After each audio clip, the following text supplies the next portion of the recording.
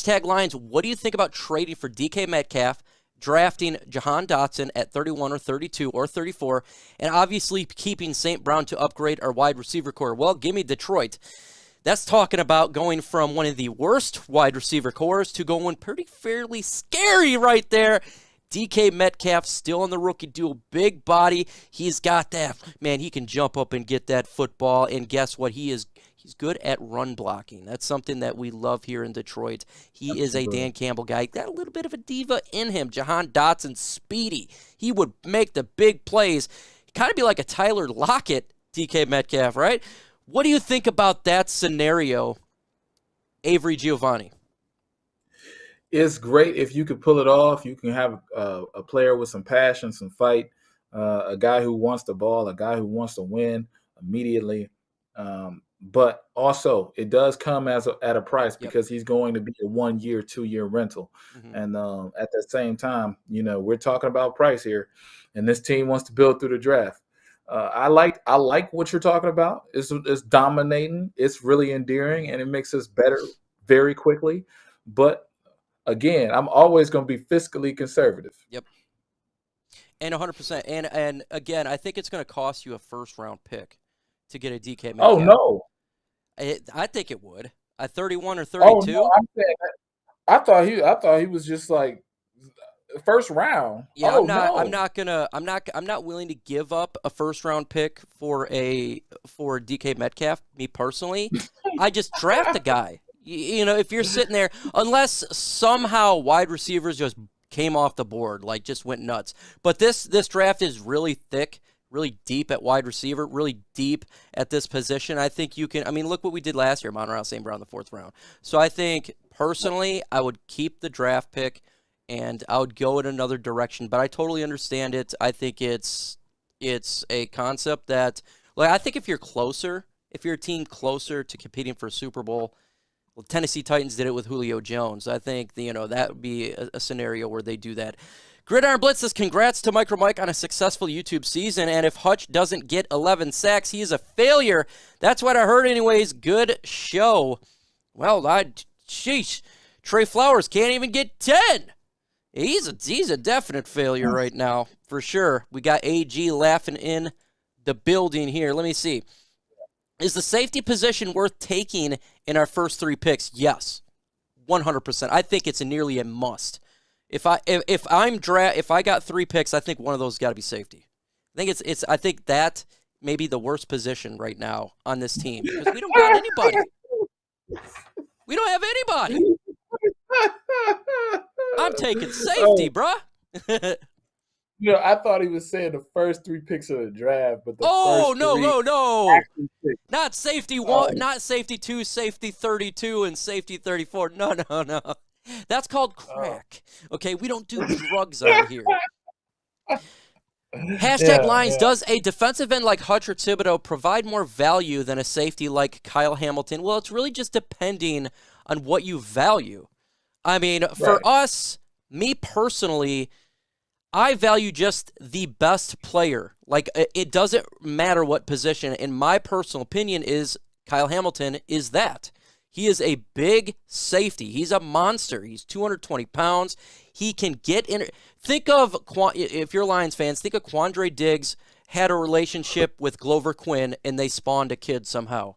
That would be Kyle Hamilton. You're getting a guy who can get turnovers and who can clobber you in the face. Legion of Boom type of player. Transformative in the back end. I think that's what he would do. Now, I do like what the pass rushers and getting after the quarterback and getting the sack. I just personally rate Kyle Hamilton a little bit ahead of that. AG, what do you think personally? Well, personally, I'm a pass rusher guy. Okay, that's me. I love the pass rushers, but I also know that defense is a symbiotic relationship. There can be things like coverage sacks. Your front half of your team can make your back half look really good, and vice versa. You look at a team like Denver, who last year changed over their entire secondary, and they still didn't get any improvement from their secondary. They still didn't revamp their secondary to improve. They got signed guys like Bryce Callahan, Kareem Jackson, Simmons to that big deal, and they didn't improve. So for me, you cannot go wrong with an edge rusher. Definitely can never go wrong with a pass rusher, for sure. I mean, you can't have enough. I mean, that's exactly what we hear all the time. One of the most coveted positions in all of football. You know, you get your left tackle, you get your edge rusher, your quarterback, and you build those, and you got a fairly good foundation. And like if you're telling me if Nick Bosa is in this draft and Kyle Hamilton, I love Kyle Hamilton, but I would take Nick Bosa. You know, it's just one of those things. If Chase Young is there, depending talent versus just position, I'm going to go all talent. Hashtag lines, if Marvin Leal is available at 32, do we take him even if we take an edge with our first pick, AG? DeMarvin Leal. That is definitely Broshmo's one of his favorite players. What do you think about that, taking him at 31, 32? If we take him at 31, 32, I would like that, because then we're talking about fixing that linebacker core. We're seeing some type of trend, whether it's fixing the defense, whether it's fixing the linebacking core. I know that, you know, if you get Hutchinson, I'm in love already. But you get someone to coincide with that, whether it's Jermaine Johnson or is DeMarvin Leal, now you are influencing so many things on coverage. You can't have one-on-ones. You're forcing their running back to stay in the block. He can't go outside. You're forcing the tight end to stay in the block. He can't go one-on-one with the linebacker. You're changing the game when you have two dominant edge rushers. We've seen that with Michigan just last year. We got Juan Silva. How can you compare Hutchinson to TJ Watt or Hatchet on the wannabe here? Why drop them? Because in this world, on this YouTube channel, regardless of your personal opinion, we're allowed to have our own opinions, and you're allowed to disagree. And if somebody wants to compare, by all means, they can compare. I personally don't care what people think. I got friends that believe that the earth is flat. I don't believe the earth is flat. I have friends that do. Guess what? This is a show about opinions. So that's what I say there. If you want to compare, perfectly fine. Go ahead. Don't care. Don't care. And that's not a knock either. You see that Rashawn Slater was better than Penei Sewell this year in terms of stats, thoughts. Yet doesn't shock me because Penei Sewell started on the left side, even though in training camp he was on the right side. Decker gets hurt, goes to the left side. Then he goes to the right side. And we're the Detroit Lions. So we're going to have issues. I mean, it is. We had all sorts of injuries on the offensive line as well. Frank Ragnow, Taylor Decker. I mean, it's hard for a rookie, and the guy didn't even play last year, so because he opted out. So I'm not it's not a big deal to me. Go ahead, AG. Look, I'm with you, man. He's an elite player. We know that. Okay, and we're not going to get no shine. I agree with you. We're not going to get no shine at, we got Penei Sewell, and that's an elite player. Louis Riddick didn't even think we would draft Penei Sewell. He thought we were good at the left tackle or right tackle spot. So just know the people that run PFF, the people that run ESPN, the people that they don't have your best influence at heart. They have voices. They have, this, that, and the third. They have influence. They don't have anything. They don't really holistically care about you, your team, or Penei Sewell. So take that with a grain of salt. Because I always tell people, take everything you hear, even myself, anybody, with a grain of salt. Just go do your own look. Find who you like. Have your own opinion. That's what this channel is about. We're all different. Right. I'm no different than you. We're just Lions fans, just looking at the stuff and giving our opinions here. So 100%. Hashtag sign Williams from New Orleans and draft Kyle Hamilton and Devin Lloyd in the second round wide receivers. Okay, I call that a universal grand slam. You get Williams, you get Kyle Hamilton, and you get Devin Lloyd. I'm doing backflips with a bad back. The defense just as much improved right there. Wouldn't that be a grand slam, man? That'd be a grand slam, man. But, Lloyd is sneaking up there to 10 in mock draft. I'm seeing him in mock drafts at 10 or 15. He's a dominant player. And if you can get a pressure player like that on your roster in the second round, you really win in the draft. Also, the Williams pickup. I love Williams. I love it.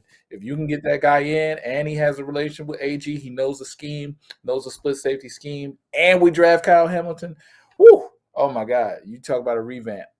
Yeah, and make sure you guys are here for the NFL draft. It's going to be on my channel. It's going to be on Grid's channel. It's going to be on Mark's channel. I'm sure AG will come on down.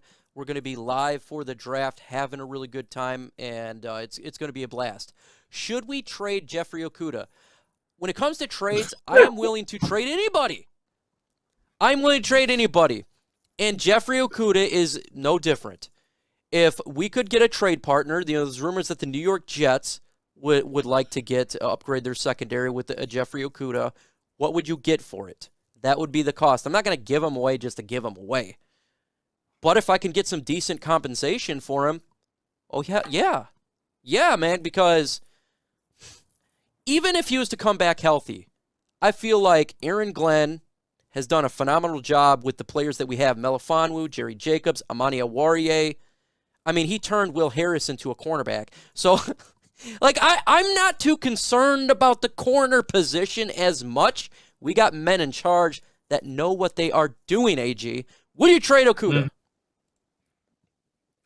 Hey, look, I would trade a Okudah for a Coke and a smile. I would trade a Okudah for a sandwich, a walk on the beach, and I would talk to my wife that night about her whole day. I'd trade Okudah for a sunny day. You just got ultra combo, bro. I trade Okudah for an MRE at this point. If you God. Can get a great look, I love you, man. I love you, man. I'm not doing that. Not a fan of the MREs. There's some good. Those little cakes in there are good. Folks, if you don't know what an MRE is, a meal ready to eat is something that the Army gives out, and I'm sure you don't want to taste it, man. I got a box spaghetti's downstairs. not bad. I'm a prepper, man. I got a box downstairs. Hey, I got no issue with that, bro. You're smart right there. You are smart right there. Justin Thomas. Hey, Mike, haven't been on in a minute. Hey, I appreciate you, JT. But just want to say hi and say I'm excited for the draft. I trust Brad Holmes. Well, I trust you, man. I appreciate you getting on. And, it has been a minute. It has been a minute. After the Senior Bowl, what's up, Dr. Detroit? Who is on your radar now that you want the Lions to consider? Look, I know a lot of people don't want to go quarterback. 100, I get it. I totally get it. But I tell you what, there's one thing that I saw. There's two players I saw in the draft that stood out to me.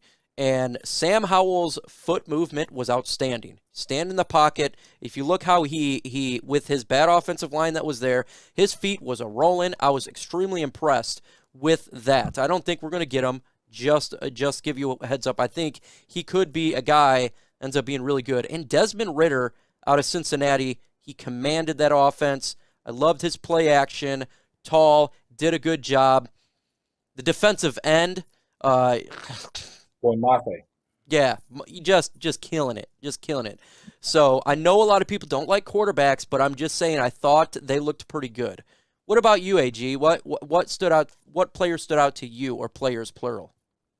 Yeah, I'm not too fond of the quarterbacks in this year's draft, but I did like Ridder. I liked Ridder a lot for 2 years. Last year he just kind of wet the bed there. He didn't take advantage of the opportunities that well. But I think that the boy Mafe was great.